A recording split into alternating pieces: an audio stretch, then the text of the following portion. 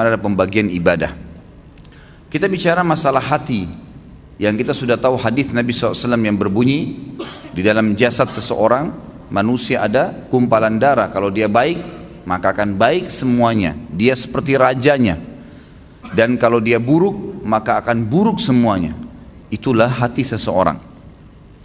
Ulama membahas panjang lebar hadis ini, bahwasanya yang dimaksud dengan hadis ini adalah bagaimana hati yang diisi dengan dosa itu akan merusak seluruh anggota badannya. Seluruh anggota badannya. Jadi kalau misal ada satu saja penyakit hati, apa saja sifatnya, baik itu riya kah, iri dan dengki kah, apa saja, maka dipastikan itu akan merusak anggota tubuh dia. Artinya dari sisi penampilannya pun akan terganggu. Mukanya, paras wajahnya akan berubah. Orang yang biasa iri dan dengki, wajahnya beda dengan orang yang hatinya nggak ada penyakit iri dan dengki. Beda. Memang ada cahaya-cahaya keimanan di situ di wajahnya. Tentu ini bahasanya besar kalau saya ingin bahas juga hubungkan dengan masalah ibadah. Tapi kita cukupkan dengan masalah penyakit hati yang memang dari penyebab anggota tubuh seseorang selalu terjerumus dalam dosa. Efek besar sekali terhadap hati yang diisi dengan kemaksiatan itu akan berpengaruh kepada fisik dia, dari rambut sampai ke kaki. Subhanallah, pada saat ulama hadis dengan pekahnya menjelaskan kenapa Nabi SAW pada saat meninggal, mohon maaf ini kalau teman-teman yang punya uban gitu kan, tapi kita bicara tentang Nabi SAW. Nabi SAW waktu meninggal tidak memiliki uban kecuali 3 lembar, umurnya 63 tahun. Ini mungkin kalau orang cuma baca sepintas, oh Nabi SAW memang tidak ada ubannya, tidak ada sesuatu yang penting bagi dia kalau dia tidak kaji lebih dalam. Tapi kalau kita kaji lebih dalam sebagaimana sebagian ulama hadis, mereka mengatakan apa sebabnya Nabi SAW tidak memiliki uban kecuali 3 lembar di umur 63 tahun. Sementara banyak manusia umur 30 tahun, 40 tahun sudah ubanan. Dan secara ilmiah terbukti uban itu datang karena banyaknya beban pikiran. Kalau tidak, maka ada kesalahan teknis dari penggunaan zat-zat ilmiah di rambutnya. Itu mungkin. Jadi kalau kayak sekarang gonta-ganti sampo mungkin atau apa saja itu juga bisa jadi pemicu. Tapi umumnya orang yang selalu beban pikirannya banyak, apalagi kalau berhubungan dengan penyakit hatinya, iri dan dengki, selalu hasut dengan orang, kok bisa ya dia dapat jabatan, kok bisa ya dia punya mobil, kok bisa ya dia punya istri seperti itu, suami seperti itu ubannya luar biasa tuh. Mohon maaf kalau yang punya uban ya, saya bukan menyinggung, tapi ini sebuah penelitian ilmiah. Kenapa Nabi SAW seperti itu keadaannya, gitu kan? Ternyata ada penelitian yang dihubungkan dengan teknologi sekarang, itu berhubungan sekali. Nabi SAW dikatakan dalam hadis Bukhari oleh Aisyah radhiyallahu anha, Nabi SAW tidak pernah marah kecuali hukum Allah dilanggar. Kalau yang berhubungan dengan urusan dunia, nggak pernah beliau marah. Lebih banyak memaafkan. Sampai ada seorang sahabat datang mengatakannya, Rasulullah, saya punya kebun nih, pegawai saya banyak, sering buat salah. Yang kurma disortir salah sortirannya, yang diturunkan tunda waktunya, mestinya harus panen sekian banyak, ditunda besok dan seterusnya, banyak masalah nih. Berapa kali kami harus maafkan pegawai kami? Apa jawaban Nabi SAW? Maafkan mereka walaupun sampai 70 kali. Bukan keluarkan, pecat. Nabi SAW lebih lari kepada masalah memaafkan. Ternyata orang kalau lebih mendahulukan untuk sudahlah maafin, ya sudah ikhlaskan, semua berhubungan dengan masalah hatinya ini, itu berpengaruh kepada organ tubuh semuanya. Subhanallah, ketegangannya gitu kan, stres, semuanya itu akan hilang karena dia pelongkan. Dan saya sudah bilang ikhwah dan akhwat rahiman rahimakumullah, dalam agama kita kalau ada seseorang berbuat jahat dengan kita, jangan balas kejahatan dengan kejahatan. Nggak boleh orang gunjing kita balas dengan gunjing. Dia dosa, kita dosa, dia dihukum, kita dihukum. Sementara saya sudah bahasakan sering di pertemuan kita, dosa itu pasti punya efek jera yang besar. Kalau kita mencuri 1.000.000, hukumannya bukan Allah akan ambil 1.000.000 dari kita, tapi Allah akan buat kita masuk rumah sakit dibiayai 100 juta. Efek jera dari 1 juta yang dicuri. Sejam berbuat zina, Allah bisa menghukum dia dengan sebulan sakit. Mungkin dia sempat menendang seseorang karena dianggap dia punya power, atau seekor kucing yang jalan di jalanan karena menganggap iseng, kucing itu nggak ada apa-apanya, nggak bisa melawan saya, ditendang. Pastikan efek jerahnya, satu waktu dia jalan dengan sepatu bagus, jalanannya bagus, kakinya keseleo, 2 minggu sakit. Efek jerah dosa itu besar, gitu kan? Jadi jangan sampai kita menganggap orang buat dosa itu oke-oke saja. Atau antum pernah punya peluang berbuat dosa, misal satu waktu pernah peluang bisa berzina nih dengan seorang wanita yang antum sangat kagumi, atau seorang akhwat kita punya peluang berzina dengan seorang ikhwah yang dikenal dengan kagumi, lalu kemudian tidak jadi. Syaitan membisikkan kita, coba dulu saya zina aja ya, yang penting saya sudah zina dengan orang yang saya cintai, yang saya sukai, toh saya juga sekarang bisa taubat. Keliru. Karena taubat itu hanya membersihkan kita dari hukuman hari kiamat, tapi di dunia harus ada pembersihan, tidak bisa tidak. Tidak ada dosa yang tidak punya efek jerah, mesti ada, sekecil apapun. Tentu efek jerahnya itu sesuai dengan kadar perbuatan, tapi lebih berat daripada perbuatan dia. Dosa seperti segelas racun. 1 gelas racun ini sebenarnya secara medis bisa diobati dengan susu, karena susu minuman yang steril, bisa mengobati racun yang masuk dalam tubuh. Tapi pertanyaannya, apakah 1 gelas racun bisa diobati dengan 1 gelas susu? Jawabannya tidak mungkin. Mungkin membutuhkan sampai 1000 gelas susu. Artinya efek jerahnya besar. Efek jerahnya besar. Maka kata kunci dalam hati seseorang. Makanya kata para ulama, bisikan syaitan agar seseorang terjerumus dalam dosa dimulai dalam hatinya. Selalu hati yang terbisik. Bukan di kuping kita, bukan di luar, di dalam hati. Tuh lihat tuh begitu tuh coba aja, tuh nggak apa-apa. Dalam hati bisikannya. Dan kalau kita tahan juga dalam hati, maka tidak akan ada masalah. Jadi hati ini memang betul-betul raja nih, kata para ulama. Nabi SAW pernah kedatangan seorang laki-laki dalam hadis Bukhari, ya Rasulullah, wasiatkan saya. Nabi SAW tahu orang ini emosional. Kata Nabi, jangan kamu marah. Marah itu penyakit hati loh ya, di hati. Tapi dia teraplikasikan nanti dengan gerakan tangan, ekspresi wajah, tapi dia dari hati tuh. Nabi SAW ingatkan, jangan kau marah, hatimu tidak boleh. Apalagi ya Rasulullah, jangan kamu marah. Apalagi ya Rasulullah, jangan kamu marah. Nabi SAW, kata para ulama hadis, seringkali memberikan nasihat sahabat sesuai dengan keadaan yang sedang dihadapi oleh orang itu. Jadi makanya kita pun sebagai umat Nabi SAW tidak mengambil hukum spontan dari sebuah hadis, karena itu per kasus di zaman Nabi SAW, gitu kan? Jadi bisa saja sahabat ini pernah seperti ada sahabat yang datang mengatakan, ya Rasulullah, anak muda nih, dalam hadis Bukhari juga, saya siap tinggalkan semua dosa, semua yang Allah larang saya tinggalkan, semua yang Anda larang saya tinggalkan, kecuali satu, izinkan saya berzina. Ini kasus lain lagi. Kata Nabi SAW, apa kau ridha kalau ibumu dizinai? Dia bilang tidak. Saudarimu? Tidak. Istrimu? Tidak. Tantemu? Tidak. Anakmu? Tidak. Lalu kenapa kau ridha untuk dilakukan pada orang lain? Di sini Nabi SAW mengobati keadaan para sahabat yang sedang bertanya sesuai dengan kasus yang sedang dihadapin, gitu kan? Ini poin lainnya. Kita kembali kepada poin bahasan kita. Bagaimana Nabi SAW tidak tadi sampai beruban, kecuali hanya 3 lembar di umur 63 tahun, karena luar biasa dalam pengontrolan hati beliau.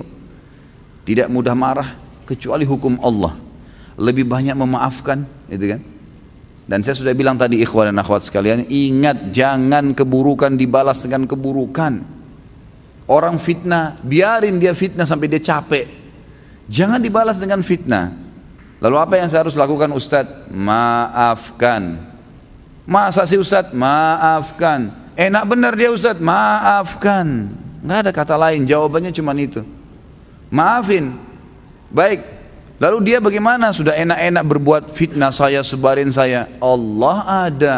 Allah subhanahu wa ta'ala itu kita yakini sebagai orang beriman, Sami', maha mendengar, Basir, maha melihat, Alim, maha mengetahui. Gak usah khawatir, hukum yang telah Allah turunkan, setiap orang yang berbuat dosa pada Allah, dia kalau tobat Allah ampuni. Tapi kalau dosa berhubungan dengan hak makhluk, manusia, maka dia harus tobat kepada Allah dan meminta maaf kepada manusia yang dia buat salah, gunjing, fitnah, mencuri, merusak nama baik. Jadi kalau kita begitu difitnah, langsung awalnya kita maafin, udah deh saya maafin. Allah mengatakan wal afina anin nas, hati kita steril kembali tuh. Kita mendapatkan pahala karena menjalankan perintah Allah dan Rasulnya, gitu kan?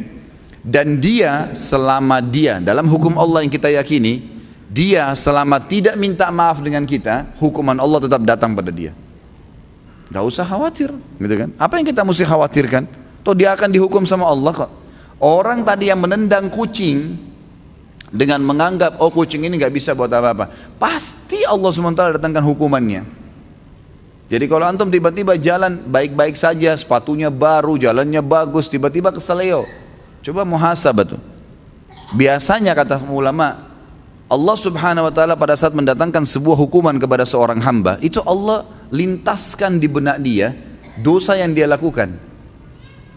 Subhanallah. Misal ada orang tadi keselio, pada saat dia keselio, aduh sakit, itu terlintas pada saat itu atau beberapa saat setelah itu, apa yang menjadi penyebab dia keselio. Kalau dia jeli dia bisa tangkap tuh, oh ternyata dulu pernah ada orang yang saya tendang nih, pernah mencuri sepatu, pernah apalah gitu kan, pelaku-pelaku yang dilakukan, maka datang hukuman tersebut. Orang kalau masuk rumah sakit tiba-tiba kemudian dirawat di rumah sakit selama 3 hari harus dirawat, demam berdarah atau penyakit apa saja ya. Kemudian dia pada saat sakit, pastikan kalau dia peka, kalau dia kembali kepada Allah, dia bermuhasabah, ya Allah ini apa penyebab dosa saya bertobat sama kamu kalau seandainya ada perbuatan salah, itu pasti terlintas di benaknya apa penyebabnya tuh.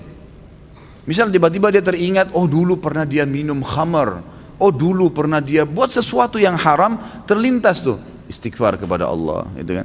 Seperti itu. Jadi hati memang betul-betul dikatakan sini mahkota.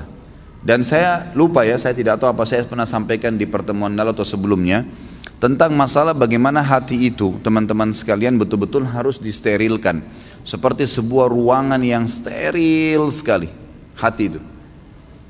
Kalau hati ini antum buka seperti ruangan, sebuah ruangan, jendelanya terbuka, pintunya terbuka.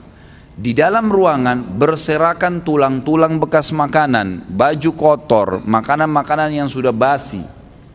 Apa jadinya ruangan itu? Masuk serangga dan binatang enggak? Hah? Masuk enggak? Kok cuma ngangguk-ngangguk? Hah? Masuk kecoak, masuk nyamuk, masuk lalat, masuk burung, masuk anjing, beragam macam. Tapi kalau ruangan itu bersih, ditutup jendela dan kacanya, maka tidak akan ada masuk apa-apa. Bahkan tidak ada nyamuk seekor pun, gitu kan. Ruangannya bersih, steril, dipel, disapu, pasangin AC yang bagus, kacanya rapat, pintunya rapat, ada pewanginya, nyaman kita di situ. Ini kalau saya bahasakan seperti hati manusia. Kalau ada penyakit di dalam seperti banyaknya tulang-tulang bekas makanan tadi itu akhi dan ukhti, sedikit-sedikit antum hasut sama orang, sedikit-sedikit antum merasa kenapa orang ini lebih hebat dari saya, kenapa orang ini lebih gagah dan lebih cantik, kenapa orang ini begini, kenapa orang ini, terus dibawa dengan penyakit hati. Maka seperti hati tadi yang penuh dengan ruangan yang penuh dengan barang-barang yang rusak tuh, baunya nggak enak. Dan lebih parah lagi, ada orang dijaga sama dia, penyakit hatinya itu dijaga, dibiarkan dengan cara juga pintu hatinya terbuka. Jadi dia tidak taubat kepada Allah, tidak ditinggalkan, maka setan-setan pada datang tuh, terus menerus datang. Maka harusnya memang ditutup, dirapiin, dipel, dibersihin, steril, kita akan nyaman di situ. Makanya Allah Azza wa Jalla mengatakan dalam Al-Quran, salah satu ciri orang yang akan selamat hari kiamat dengan mudah, bahkan saya bisa bahasakan selamat masuk surga tanpa hisab, Allah mengatakan illa man atallaha biqalbin salim, orang yang datang kepada Allah hari kiamat dengan hati yang bersih, steril, nggak ada apa-apa di situ. Ingat, terus saya ulangi, ingat ikhwan dan akhwat sekalian, jadikan sebagai peringatan bahasa ini, jangan pernah siapkan musuh yang akan berhadapan dengan antum di hari kiamat. Dan yang kedua, jangan pernah beratkan timbangan dosa kita. Itu dua hal antum jaga. Sibukkan diri, lawannya tuh, supaya punya teman yang bisa membantu memberikan syafaat hari kiamat tuh. Artinya berteman dengan orang-orang saleh, jangan orang-orang buruk. Jangan pernah punya masalah dengan orang lain. Sudahlah, gitu kan. Sangat luar biasa kita bersihkan hati itu. Dan juga yang kita sibukkan sehari-hari adalah amal soleh yang memberatkan timbangan amal soleh kita nanti hari kiamat. Jangan dosa yang justru bermasalah buat kita nanti di hari kiamat. Harusnya kita faham poin-poin seperti ini. Para ulama salaf dulu, mereka itu kalau berbicara ikhwah dan akhwat sekalian, mereka hanya mengucapkan kata-kata yang berbau nasihat, berzikir, membaca Al-Quran, atau menanyakan kabar orang lain. Berputar di 4 hal ini. Nggak ada yang lain. Nggak pernah gunjing, nggak pernah fitnah, nggak pernah menghina, nggak pernah kata kasar, nggak pernah. Kata Nabi SAW, laisal mu'minu bit-ta'ani walal la'an. Bukan sifatnya orang mukmin itu ta'an, suka mencaci maki orang, menuduh orang, menyalahkan orang lain, menghina dengan kata kasar dan seterusnya. Dan juga la'an, suka ya mendoakan keburukan bagi orang lain. Baik Ustaz, kalau ada orang kebetulan punya kelebihan di hadapan saya, jabatannya lebih bagus, fisiknya lebih sempurna, secara materi lebih mapan, lebih pintar, apa yang saya harus lakukan? Renungi hadis Nabi SAW yang berbunyi, manusia 4 tingkatan. Yang pertama, Allah berikan kepadanya ilmu dan harta. Luar biasa, sudah cerdas, gagah, pinter, gitu kan? Kemudian kaya raya. Dan kata Nabi SAW, dia habiskan keduanya di jalan Allah. Ilmunya diajarkan, kemudian juga hartanya diinfakkan. Datang golongan yang kedua, yang Allah berikan kepadanya harta. Diberikan ilmu tanpa harta. Berilmu, faham ilmu agama, tapi keadaan ekonominya biasa. Dia lihat orang yang punya kelebihan nih, apa yang dia lakukan? Dia mengatakan, ya Allah, kalau engkau memberikan kepadaku seperti kau berikan kepada dia, aku akan lakukan seperti dia atau bahkan lebih. Kata Nabi SAW, fahuma fi ajri sawa, dua-duanya akan sama pahalanya. Karena memang yang kedua ini nggak punya harta, maka dia hubungkan itu dengan tekad yang kuat, niat yang baik kepada Allah SWT. Kalau dia dikasih, dia akan lakukan. Allah dengan kemahaadilannya berikan. Si yang pertama nggak dizalimi, dia dapat semuanya. Tapi yang kedua diberikan kelebihan oleh Allah SWT karena tekadnya yang baik. Golongan ketiga, orang yang Allah berikan kepadanya harta tanpa ilmu, nggak ada ilmunya, kaya raya tapi luar biasa, cuma nggak tahu mana halal mana haram, nggak pernah tahu masalah urusan akhirat, ada surga dan neraka, nggak pernah berpikir kalau mati di alam barzah nanti akan ada masalah kalau dia banyak dosa. Diberikan, dihabiskan hartanya di jalan kemaksiatan kepada Allah, bangun diskotik, bar, sibuk dengan itu. Kemudian datang golongan keempat, ini yang luar biasa ya. Kejahilan yang luar biasa. Jangan jadi golongan ketiga aja, nggak boleh, apalagi golongan keempat. Orang yang tidak dikasih ilmu, nggak dikasih harta, miskin, ya kan gitu, dan juga tidak ada, bodoh, nggak ada ilmunya. Yang dia jadikan tolak ukur bukan golongan pertama sama kedua, tapi golongan ketiga. Orang kaya raya yang bangun hotel sana sini banyak kemaksiatannya, diskotik dan seterusnya. Orang-orang yang banyak tiap hari bermaksiat kepada Allah SWT, lalu dia bilang, kalau saya punya harta seperti dia, saya akan buat yang sama. Maka kata Nabi SAW, fahuma fi wazri sawa. Ini orang ini sama-sama dosanya. Rugi nggak kira-kira? Udah miskin di pinggir jalan, rumahnya sudah gubuk, nggak ada ilmunya, bodoh. Kemudian di sebelah gubuknya ada orang bangun hotel atau diskotik, keluar pakai mobil Mercy, tiap hari mabuk, berzina, gonta-ganti pasangan. Lalu dia bilang, coba saya kaya seperti dia, saya akan buat sama. Lalu kita yang di gubuk itu sudah susah hidupnya, dikasih dosa yang sama dengan dia, kita nggak lakukan, padahal tekadnya maunya seperti itu. Maka ini kata Nabi SAW, fahuma fi wazri sawa, ini sama dosanya. Jadi selalu jadi tolok ukur orang yang berprestasi dan baik, Allah berikan kebaikan-kebaikan padanya, lalu dia habiskan di jalan Allah. Yang kedua yang kita harus lakukan, berdoa kepada Allah Subhanahu. Tadi bertekad ya, yang pertama. Yang kedua kita berdoa. Saya bilang begini ikhwan dan akhwat sekalian, kalau ada orang yang Allah berikan kelebihan, apapun kelebihan yang kita tahu itu, ilmu kah, materi kah, ya, kelebihan fisik lah, apa saja. Maka saya bilang, misal ada teman saya Ustadz ganteng, ada teman saya cantik, ada teman saya pintar, ada teman saya kaya. Apa yang saya harus lakukan?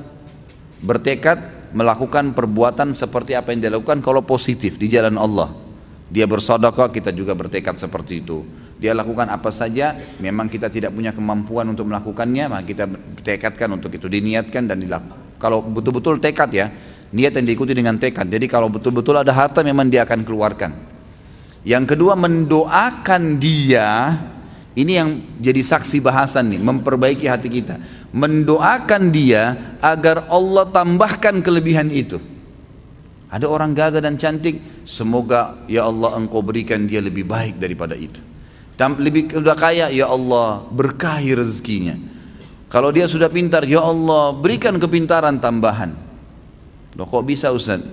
Dia udah kaya kok, dia udah gagah, dia udah cantik, dia udah pintar, ngapain saya doakan lagi? Dengarkan hadis Nabi SAW, hadis sahih riwayat Imam Muslim. Kata Nabi SAW, siapapun mendoakan saudaranya Muslim, maka di atas kepalanya malaikat berkata, walaka mithluhu walaka mithlu. Kau akan dapat sama, kau akan dapat sama. Artinya kita bilang, ya Allah berikan dia kekayaan, sebenarnya kita sedang mendoakan diri kita sendiri. Dan doa ini diaminkan oleh malaikat yang langsung berhubungan dengan Allah Azza wa Jalla. Artinya kita kalau lihat orang kaya, ya Allah berkahi ya Allah, kita sedang minta diberikan kekayaan, tambahkan kekayaan dia. Kita minta tuh. Dan juga kata para ulama, dengan doa ini kalau Allah ijabah, maka selama mulai detik itu, selama dia diberkahi hartanya lebih banyak, semenjak itu semua pengeluaran dia yang berbau pahala kita panen pahalanya, karena kita mendoakan. Jadi ada keterlibatan pahala ke dia, ada doa untuk kita pribadi. Itu kan luar biasa itu. Dan ini semua ujung-ujungnya sebenarnya untuk mensterilkan hati seseorang. Ya kan, otomatis kita jadi tidak hasu sama orang. Oh ternyata dia punya kelebihan, ya Allah sudah kasih, ya Allah berikan saya seperti dia, atau berkahi dia, gitu kan, nggak masalah.